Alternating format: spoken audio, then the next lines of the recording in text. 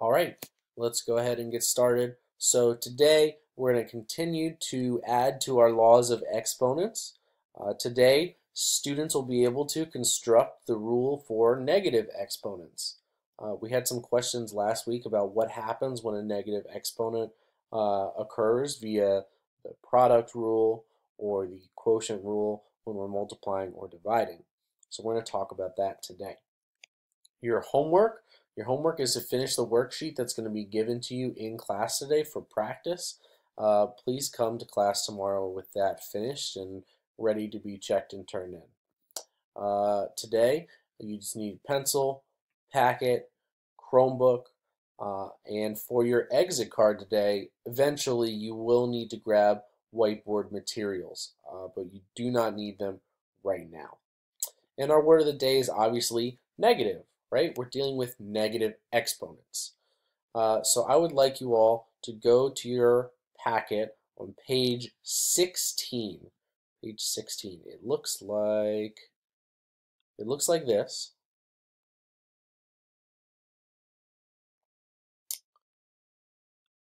Give you a few seconds to do that.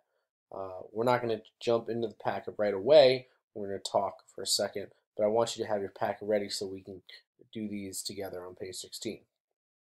All right, negative exponents. So when dealing with negative exponents, we saw when we were doing our division rule last week that there's two ways that we can go about showing our work, right? We have the expanded form, which I'm going to show you up here, and then we also have our rule that when we are dividing exponents, we keep the base and subtract the exponents. And I'm going to prove to you all that both ways will end up showing you equivalent answers. So if I expand the top sentence, 2 squared, right? We obviously know that that is 2 times 2. And the bottom, 2 cubed, is 2 times 2 times 2.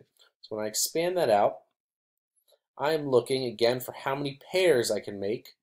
So I have 2 pairs of 2's. That leaves me with 1 2 left over. Unmatched pair.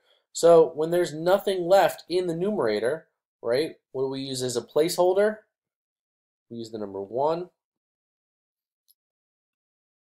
So just by knowing that there are going to be more 2's in the denominator, because 3 is a greater exponent than 2, I would say that this is equivalent to 1/2. Now, back to our rule that when we divide exponents, we keep the base, subtract the powers. So according to that, I would do 2 to the 2 minus 3. 2 minus 3, we know we're taking away more than we started with. I would have 2 to the negative 1. These are equivalent to each other. We have 2 correct answers, but they are different to each other. This means that the following must be true. That means that when I have a negative exponent, what am I going to do with it? When I have a negative exponent, we have to rewrite our power as 1 over our exponent as a positive power. Negative exponents turn into positive fractions, right? And our catchphrase, if you look at the top of page 16, is going to be cross the line, change the sign. We'll do a couple of examples. We can look as an example, negative exponents using patterns of powers. So if we looked at 2 squared, we know 2 times 2 is 4. We are multiplying 2 times. As I decrease the power of my exponent, I'm essentially dividing by 2 each time. And this makes sense. 2 times 2 is 4. 2 to the first power is 2, so it's like I divided by 2. We also know that when anything is put to the 0 power, it equals 1. So 2 divided by 2 is 1. And then when I dip into the negative exponents, 1, if I divide that by 2, I'm going to get into 1/2. So the pattern continues based on our powers. Funny how that works out. If you were to continue, you would go 1/2. You cut that in half, it would be 1/4, which makes sense. 2 to the negative 2 power would be 1 over 2 squared, or 1 to the 4th. Makes sense. Negative exponents. So the idea of reciprocals in fractions are going to be used.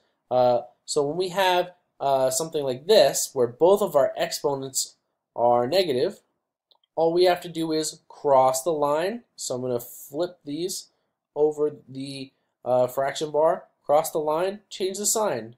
Notice how I went from negative to positive, negative to positive. All I've done, cross the line, change the sign.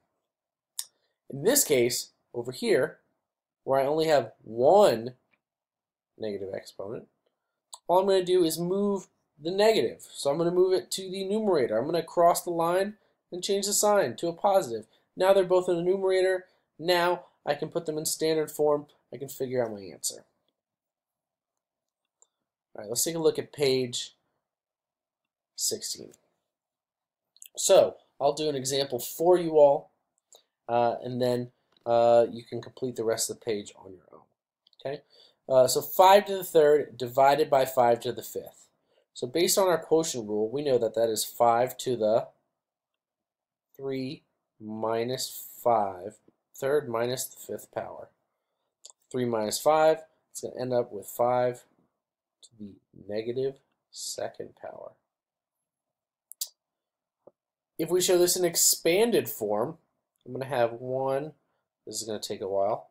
Drawing with a keyboard is hard. I've got 3 5s in the numerator, and then I have to put 1 that looks like an S. That's a better 5. 4, 5 5s in the denominator. Okay, great. 5 to the 3rd divided by 5 to the 5th.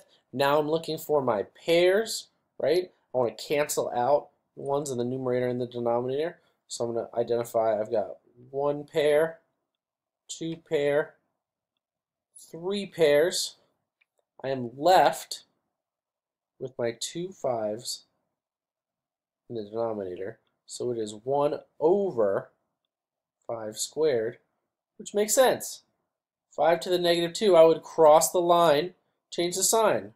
And we know that 5 squared is 1 over 25.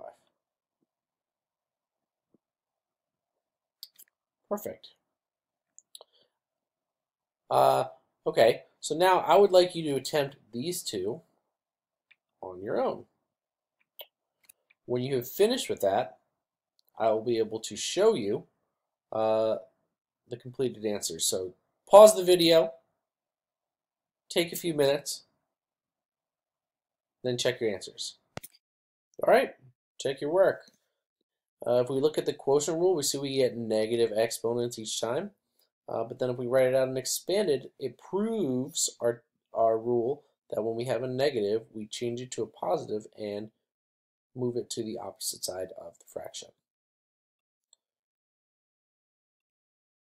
The expressions 1 over x to the p power and x to the negative p power are equal.